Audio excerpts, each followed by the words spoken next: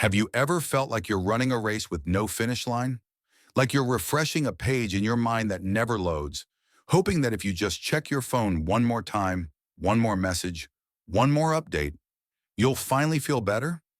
Let me tell you a story, not just of a young man who walked into a monastery, but of why you and millions of us feel chronically exhausted, even when we sleep 8 hours a night. This isn't about your diet. It's not about your fitness. It's not even about your workload. It's about something deeper, something most of us never stop long enough to notice.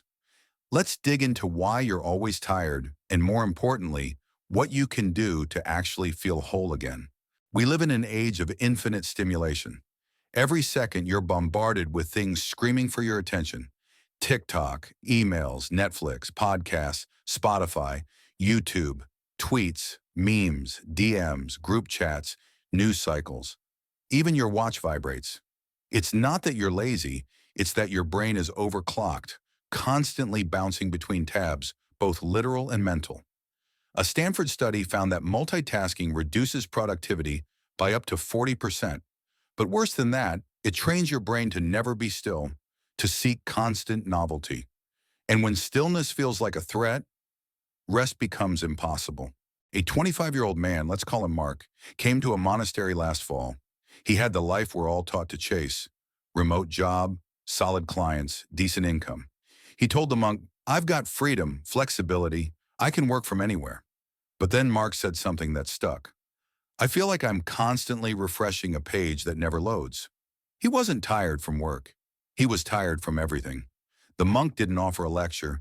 He simply walked Mark to a tree, massive, ancient, with roots like open hands, and said, "Sit here for an hour each morning. No phone, no distractions, just sit." That's it. No journaling, no breathing exercises, no self-help apps, just stillness. Day one, Mark couldn't sit still. He tugged at grass, checked his pockets, felt like time was dragging. Day two, he heard phantom pings, the kind your brain invents when your phone isn't even on. Day three, he asked, "Can I at least bring a book?" But the monk said, "Books are thoughts. You already have thousands of those. Just listen to yours." By day four, something shifted. He stopped asking. He just showed up and sat. And on day five, he smiled. Not the fake one you post on Instagram, the real kind from the inside out. He said, "My mind's not quieter, but there's space now. Like I can finally hear myself think, not my job title, not my online self, just me." We're not tired because we're doing too much. We're tired because we never stop doing. Even our downtime is filled with content: YouTube, Spotify, Instagram. It's all more input. But the real source of fatigue isn't external, it's internal clutter. Think of your mind like a desk. If it's covered with papers, coffee mugs, and unopened mail, even sitting down to work becomes exhausting. That's what your inner world looks like when you don't allow space. No wonder you're tired. Stillness isn't laziness, it's a reboot, a cleanup, a rediscovery. We confuse connection with contact. We think Wi-Fi equals closeness, that more followers means deeper relationships. But we've never been more connected and more alone. Real connection starts inward.